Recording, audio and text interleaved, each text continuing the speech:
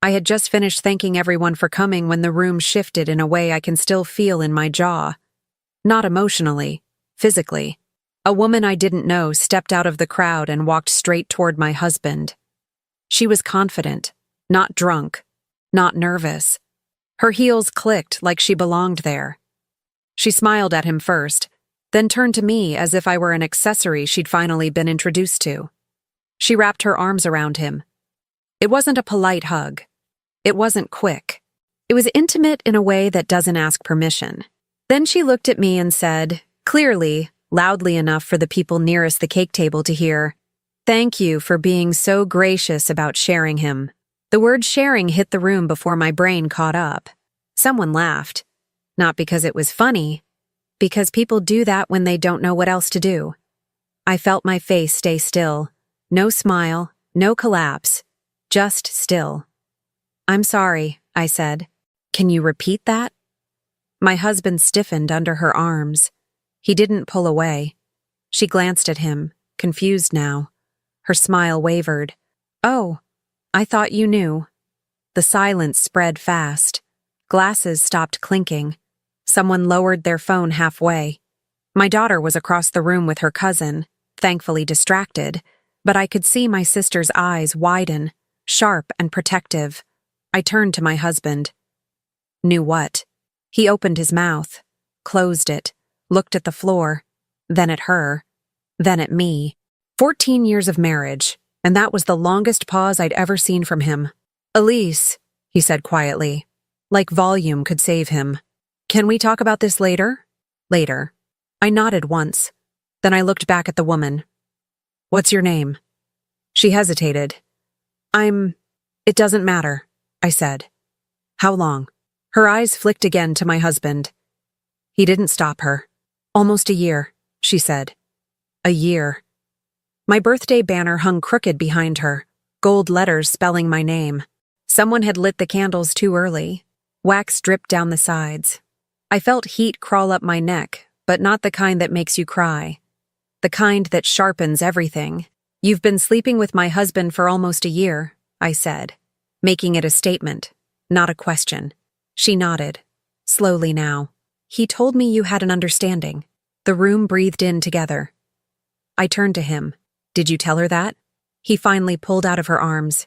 "Elise, this isn't..." Yes or no? His silence was the answer. I scanned the faces around us.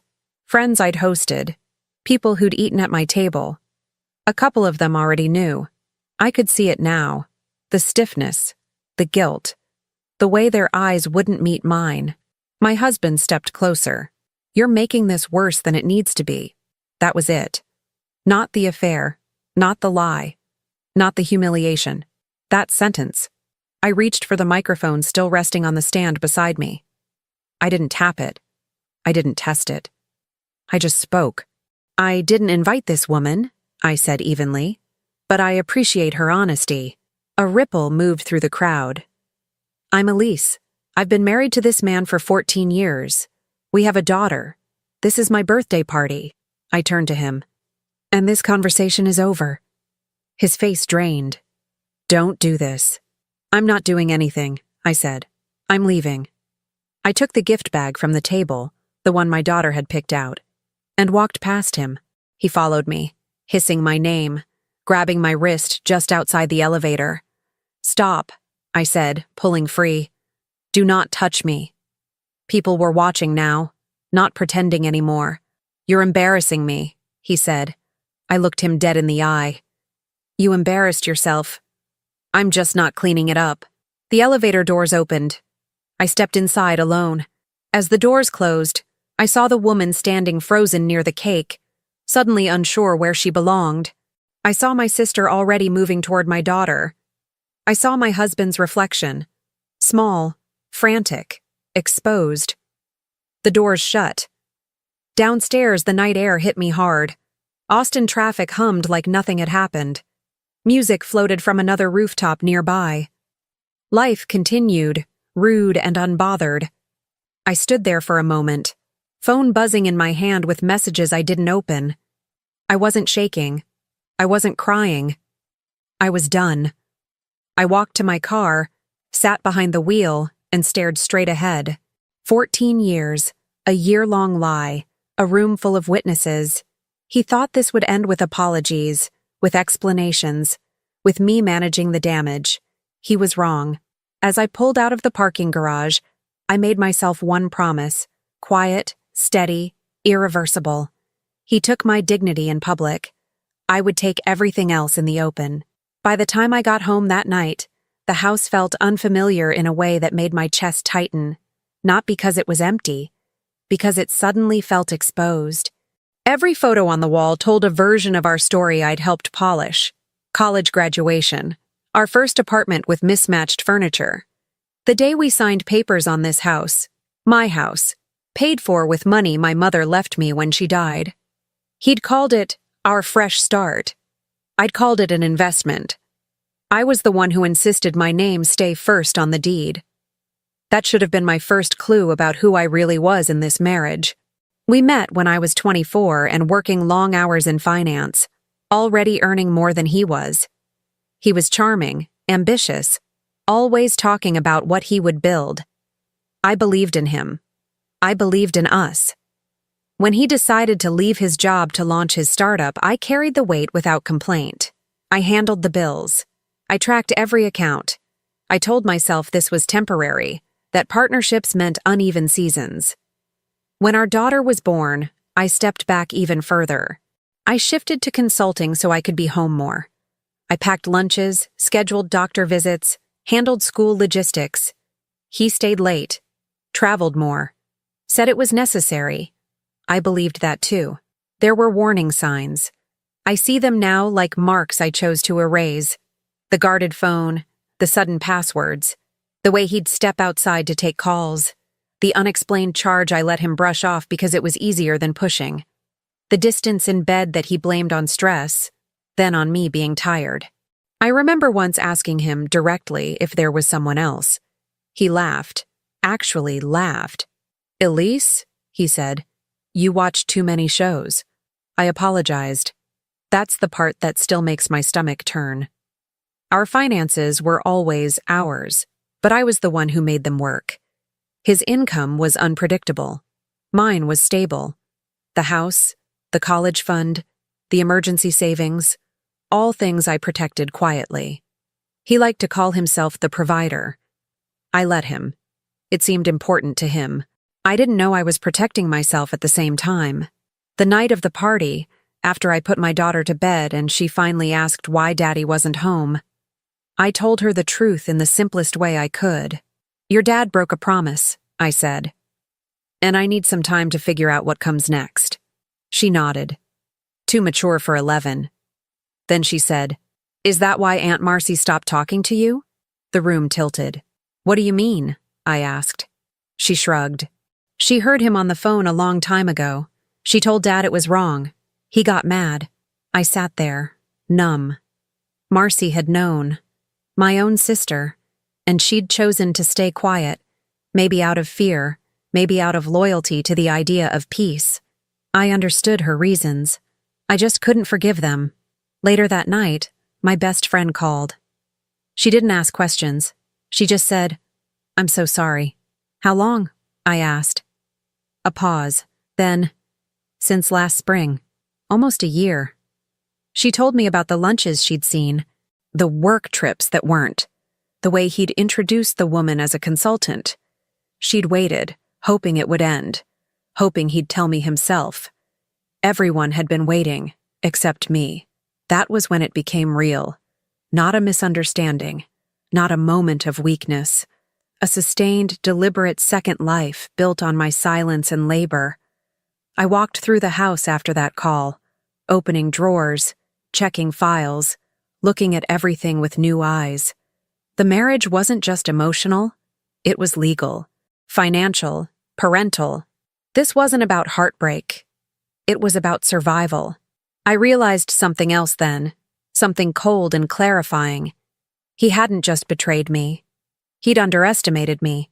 He thought I was the soft place to land, the buffer, the woman who would absorb the impact so he could walk away intact. He was wrong about that too. By the time I turned off the lights and lay down alone in our bed, the grief had shifted into something heavier and more useful. Resolve. This wasn't going to be a dramatic collapse.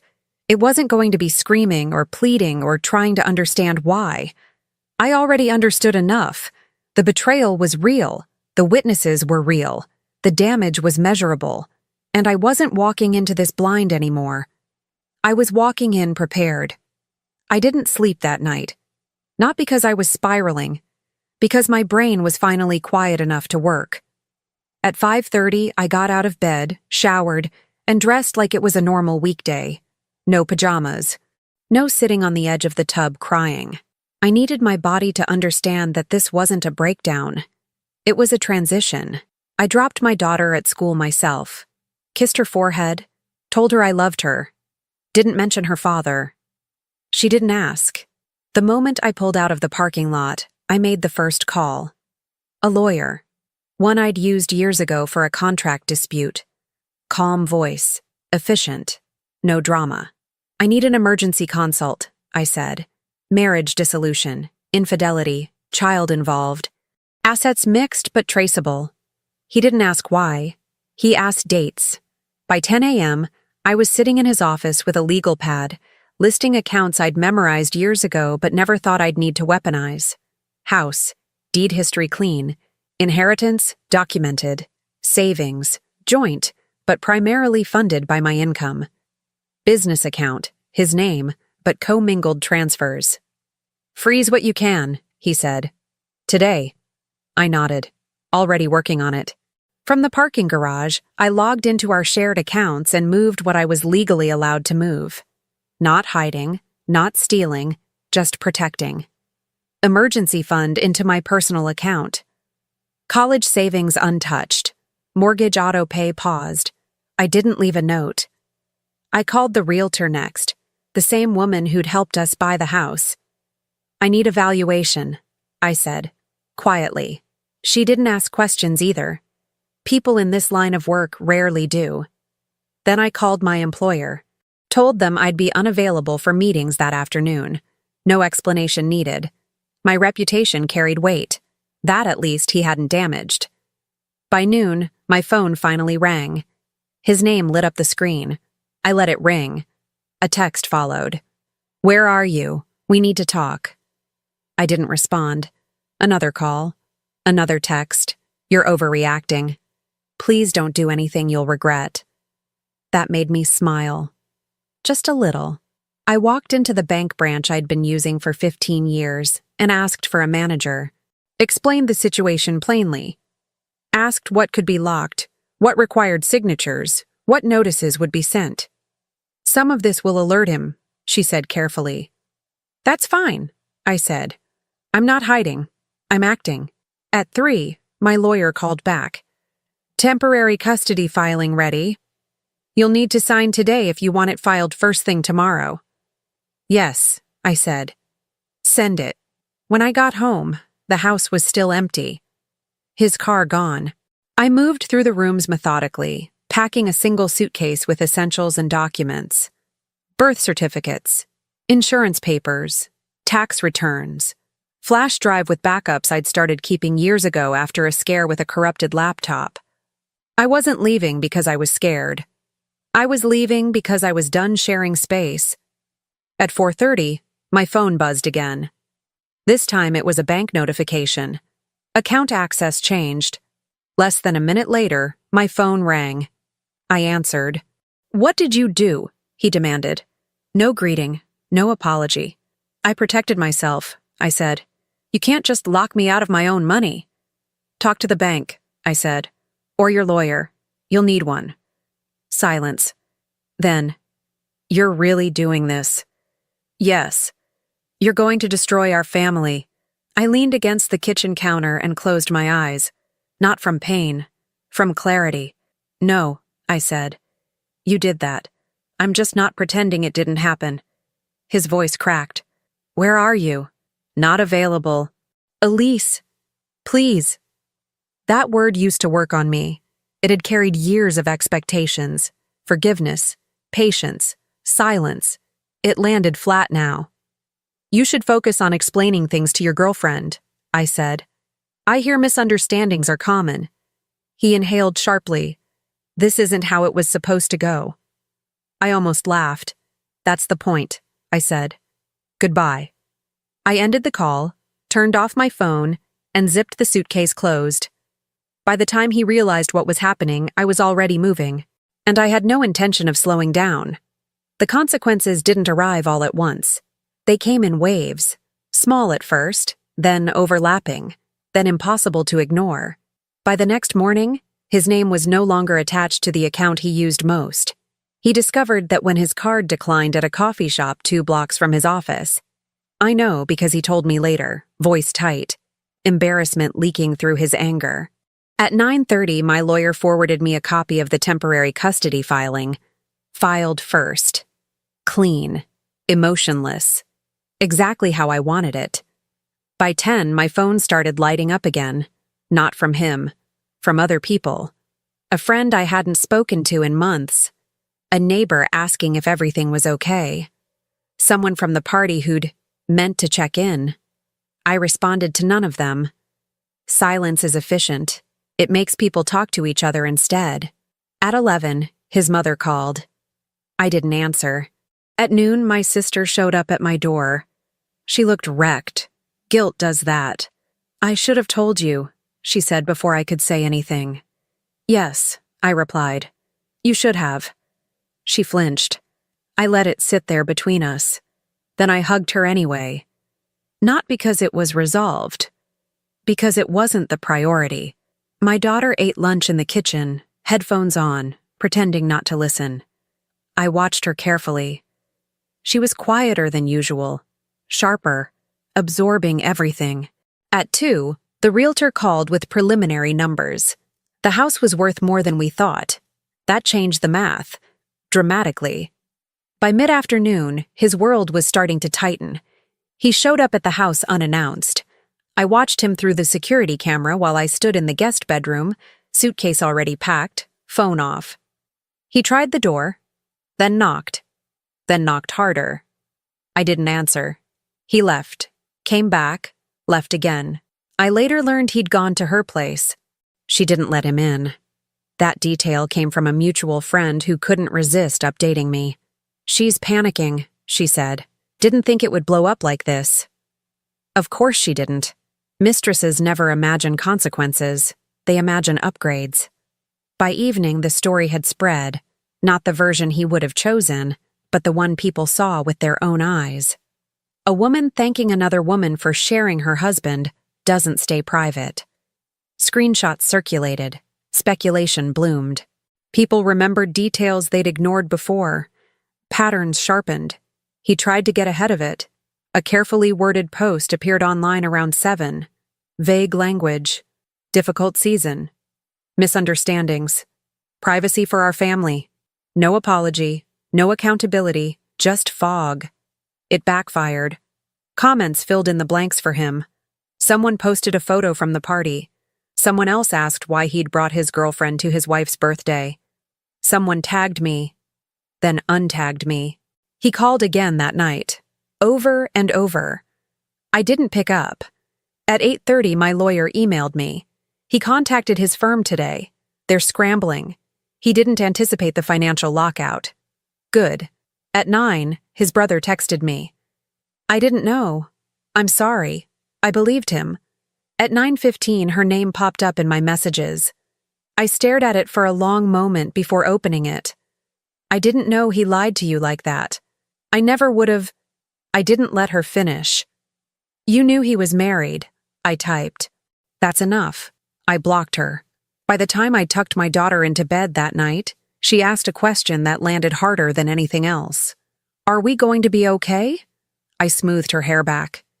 Yes, I said without hesitation. We are.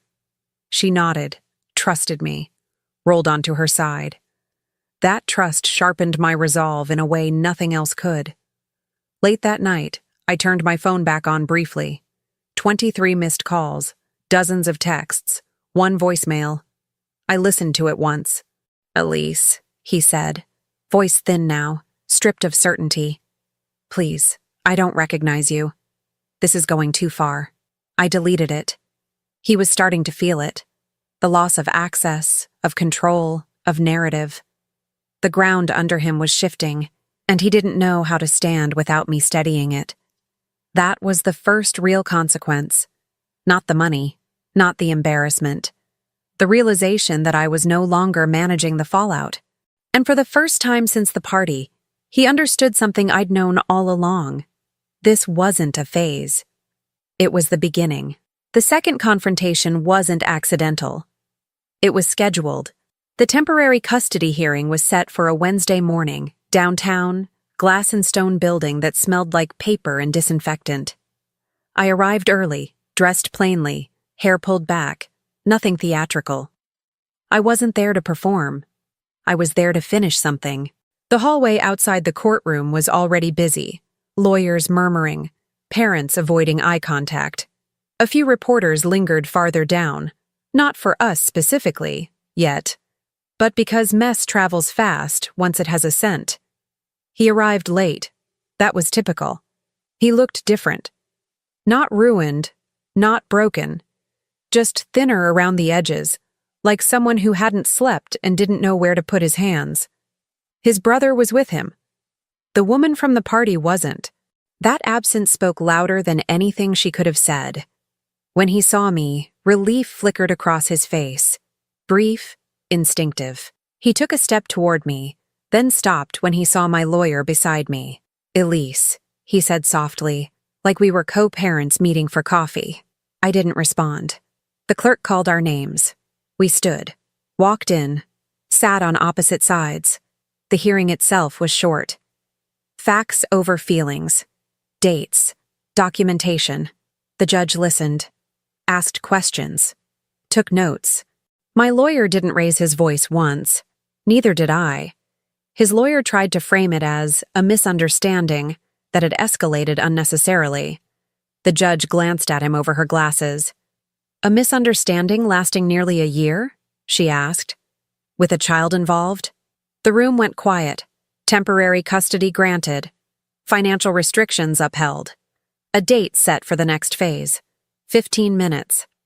That was all it took to formalize what he'd been trying to deny.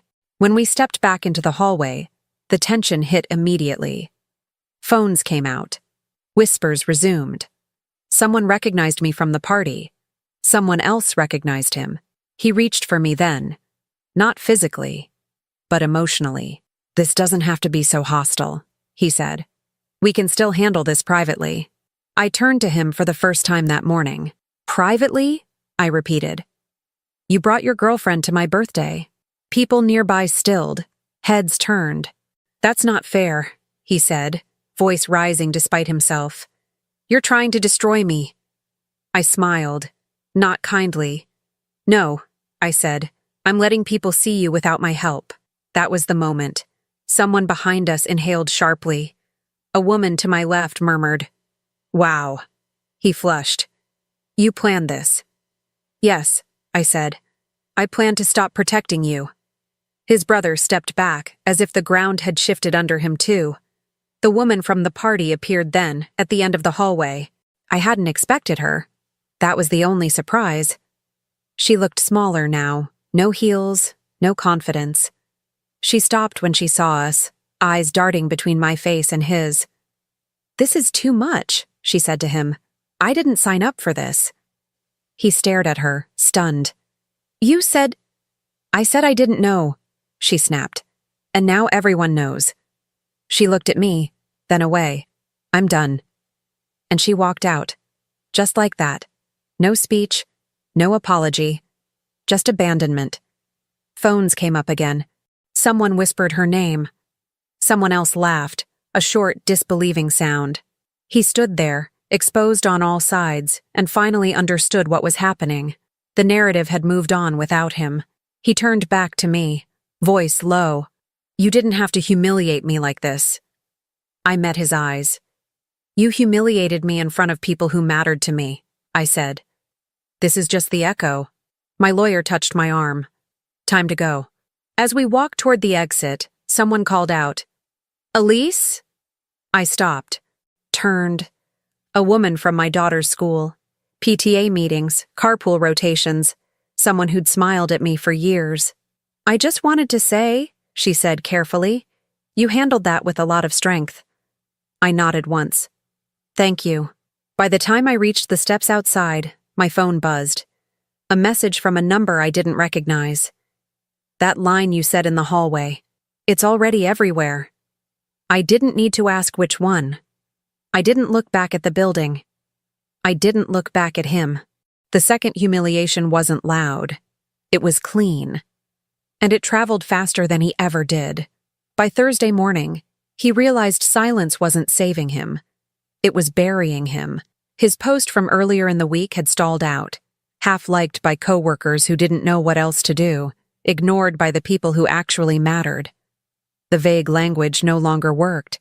People wanted clarity, and clarity was the one thing he didn't have. So he tried to take control. At 9:15, a longer statement appeared, carefully drafted. Passive voice doing heavy lifting. He acknowledged mistakes. He emphasized shared responsibility. He framed the affair as something that developed during a difficult period and suggested the public reaction was being fueled by misinformation. He didn't name me. He didn't name her. He implied I was emotional, vindictive, overreacting. That was his mistake. Because by the time that statement went live, I already had everything organized. I hadn't leaked anything myself. That mattered. What happened next didn't look like revenge. It looked like correction. A former colleague of his commented first, just one line. "So was the consultant on your expense reports your misunderstanding too?" Others followed. Someone posted a screenshot of a dinner receipt dated the night he'd told me he was flying out for a client meeting. Another shared a cropped photo from a conference, his arm unmistakably around her waist. Someone else tagged the rooftop venue, reminding everyone whose birthday it had been. The internet doesn't need direction. It needs permission. Within an hour, the tone shifted. People stopped asking questions and started connecting dots. His statement became a reference point for contradiction. Every attempt he'd made to soften the story hardened it instead. He called me mid-morning. I let it ring. Then again. Then a text. "You're letting lies spread." I responded once. "Tell the truth then." That was all. By noon, a local account reposted the party footage. Blurry, distant, but clear enough. The hug, the words, my stillness, his silence. Someone clipped my line from the courthouse hallway. "I'm letting people see you without my help." It became a caption. Then a quote graphic. Then a thread. He didn't know how to respond to that. His firm released a statement shortly after. Neutral, cautious, distancing, personal matters. Ongoing review. The word review echoed louder than anything else. I watched it all from my kitchen table, laptop open, legal documents stacked neatly to one side, my daughter coloring quietly across from me. She looked up once. "Is Dad in trouble?" "He's facing consequences," I said. "That's different." She nodded, accepted it, went back to her drawing. By afternoon, the woman from the party deleted her accounts. That, too, spoke volumes. People speculated. Some defended her. Most didn't. She disappeared without explanation, leaving him alone to absorb the impact. The story no longer needed a villain duo. He was enough. He tried again around 4. This time, he sent a message to a group chat we used to share with friends. Long, emotional, defensive, a plea disguised as reflection. No one responded. I watched the read receipts appear one by one. Then his brother left the chat. Then his cousin. Then someone removed him entirely. That was when panic set in. He showed up at my office building unannounced, security calling me down to the lobby. I didn't go. "Tell him I'm unavailable," I said, and that he should schedule communication through counsel. The guard hesitated. "He says it's urgent." "So is respecting boundaries," I replied. He left without seeing me. That night, my lawyer forwarded another update. Opposing counsel requested emergency mediation. They're losing ground fast. I smiled at the screen, not from satisfaction, but from recognition. This was the part where he realized the story had escaped him. He tried to reframe. He tried to minimize. He tried to paint himself as misunderstood. But receipts don't argue. They wait. By the time the hashtags started, his name paired with words like betrayal, coworker, birthday, the outcome was already sealed. He had spent years curating an image I'd helped maintain. Respectable, reliable, family-oriented. All it took to dismantle it was the truth, placed side by side with his lies. Late that night, another voicemail came through. "Elise," he said, voice hoarse now. "Please, make it stop. This is ruining my life." I listened to it once, then I deleted it. He was wrong about one thing. This wasn't escalation for its own sake. This was gravity, and he was finally falling without me holding the rope. Once the noise died down, the real damage began. That's the part no one posts about. The court dates, the paperwork, the slow, irreversible dismantling of a life that had depended on momentum and denial. His firm placed him on administrative leave the following Monday. Not fired, not yet, but suspended pending review. That phrase showed up everywhere after that. Bank emails, legal correspondence, family group texts, pending review, pending decisions, pending consequences. The house went on the market quietly. No photos of smiling families. No open houses with wine and music. Just numbers and square footage, and equity he no longer had access to touch. My lawyer moved efficiently. Motions filed, accounts documented, transfers traced, nothing hidden, everything precise. He tried to contest the custody arrangement. That failed. The judge didn't raise her voice. She didn't need to. She cited timelines, travel records, statements made under oath. The affair wasn't even the centerpiece. His instability was. Supervised visitation granted. Temporary. Review in 90 days. I didn't celebrate. I documented. His parents called me next, not together, separately. His father went first. He didn't apologize. He asked questions, detailed ones, about money, about timelines, about whether I intended to ruin the family. "I intend to protect my child," I said. "Everything else is a result." That call ended quickly. His mother cried, asked if I could forgive him, asked if I remembered how much he loved me once. "I remember," I said. "That's why this hurts. But love doesn't cancel behavior."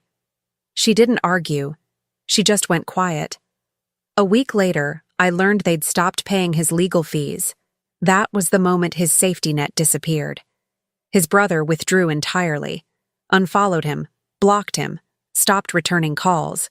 I heard through a mutual that he'd said, "I can't defend this anymore." Even his sister, the one who used to host holidays, made it clear he wasn't welcome until things were resolved. Resolved, as if truth had an expiration date. Financially, the collapse was swift. Joint credit lines closed, business expenses scrutinized. A client quietly terminated a contract. Another asked for reassurances he couldn't give. He tried to refinance. Denied. He tried to access the emergency fund. Gone. He tried to negotiate. Too late. The mistress didn't resurface. Not publicly. Not privately. Her name disappeared from conversations, then from memory. Whatever consequences followed her were her own. She was no longer relevant. He was. He sent one last message through his lawyer asking for mediation to preserve assets and dignity. My response was brief. Proceed through court. By then, the house sold, above asking. I signed the papers without ceremony. No tears, no flashbacks, just signatures. I moved into a smaller place across town. Clean, bright, mine. My daughter adjusted faster than I expected. Children do when the tension leaves the room. She slept better, asked fewer questions, started talking about school again instead of watching faces for mood shifts. She didn't miss the version of him that had lived with us. That was hard to admit. The final financial ruling came down on a Tuesday afternoon. Asset division upheld. Custody maintained. Support structured. His objections dismissed. When my lawyer called, I sat at my desk and listened quietly. "You're secure," he said. Long term. I thanked him. Hung up. Went back to work. I heard later that he'd moved out of his apartment, that he was staying with a friend, then a different friend, then no one. I didn't confirm it. I didn't need to. The last time I saw him before the final hearing, he looked smaller than I remembered. Not physically. Structurally. Like something essential had been removed and never replaced. He tried to speak to me in the hallway. I walked past him. That was the end of his leverage. Not the court ruling, not the money, not the family turning away. The end was when he realized I was no longer reachable, emotionally, strategically, or otherwise. The fallout wasn't dramatic. It was thorough, and it was permanent. The final meeting wasn't ordered by the court. It was requested. He asked for it through his lawyer first. A short message framed as closure. Resolution. One last conversation. I declined. Then he asked again. This time he asked directly. Please, I need to hear it from you. I didn't owe him that, but I agreed anyway. Not for him, for myself. We met in a quiet public place, a cafe near the river, late afternoon. Enough people around to keep things civil, not enough to feel crowded. Neutral ground. No history attached to the walls. He was already there when I arrived. He stood when he saw me. Hesitated, sat back down. I didn't hug him. I didn't smile. I didn't rush. I ordered coffee, black, sat across from him, set my bag on the chair beside me like a boundary he couldn't cross. For a moment, neither of us spoke. He looked older, not in years, in posture. His shoulders sloped forward like he was carrying something too heavy and didn't know where to put it down. I didn't think it would end like this, he said finally. I wrapped my hands around the cup. I did. He flinched. You always were decisive. And that used to sound like admiration. Now it sounded like blame. I loved you, he said quickly, as if volume could resurrect credibility. I still do. I didn't react. That's not the same thing as respect, I said. He nodded, too fast. I know I messed up. I know I hurt you. But this... He gestured vaguely. This is punishment. No, I said calmly. This is consequence. He leaned forward. I made a mistake. I met his eyes. You made a series of choices, over time, with planning. Silence stretched. I was lonely, he said. I didn't feel seen. I took a slow breath. Not because it hurt, because I wanted to be precise. You felt supported enough to build a second life, I said. That's not invisibility. He swallowed. I never meant to humiliate you. And yet, I replied, you did it in front of everyone. He looked away. I thought you'd forgive me, he said quietly. You always forgave me. That landed. I felt it then. The clarity of it. The reason this meeting had been necessary at all. You didn't think I'd forgive you, I said. You thought I'd manage it. He opened his mouth, closed it. You thought I'd smooth it over, I continued. Protect your image. Keep things functional. Absorb the damage. That's not fair, he said weakly. It's accurate, I said. His hands shook slightly as he lifted his cup. He didn't drink. I lost everything, he said. My job, my family, my home. I didn't interrupt. I'm barely holding on, he went on. I need to know if any of this mattered to you, if I mattered. That was the question he'd been building toward. The emotional hook. The last attempt to anchor himself to something familiar. I set my cup down gently. You mattered, I said. Past tense. His face crumpled, just a little. Can't we... He stopped himself. Tried again. Is there any chance we could fix this? Not now. Eventually. I shook my head once. No drama. No pause. No? The word landed cleanly between us. You're being cold, he said, a hint of anger bleeding through the desperation. I'm being clear, I replied. Cold is what you felt when you lied to me for a year. He stared at the table. You don't have to be this cruel. I leaned back slightly. I'm not cruel, I'm finished. That was the moment he understood. Not that I wouldn't reconcile, that I wasn't emotionally negotiating anymore. You planned all of this, he said. You turned everyone against me. I met his gaze without blinking. I told the truth. What people did with it wasn't my responsibility.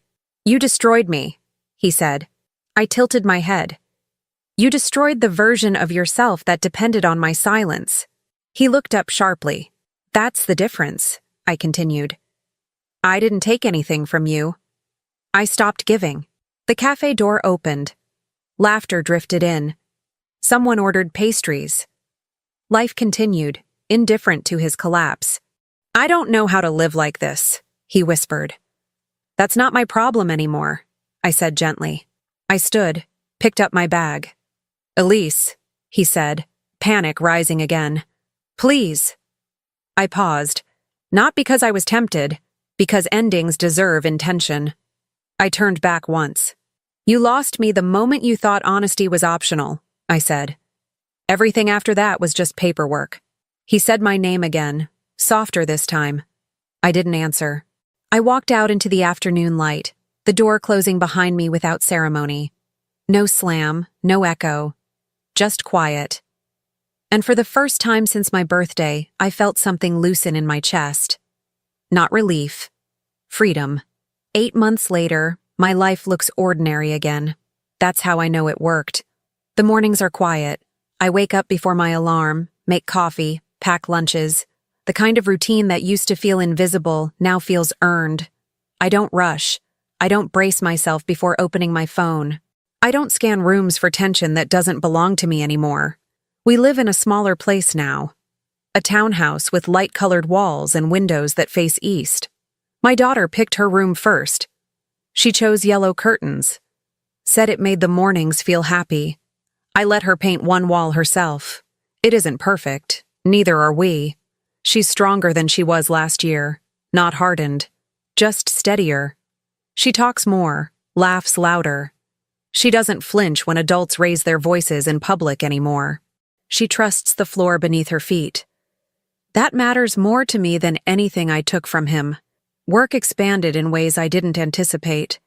People noticed my focus, my clarity. I stopped apologizing for taking up space. I stopped downplaying competence to make other people comfortable.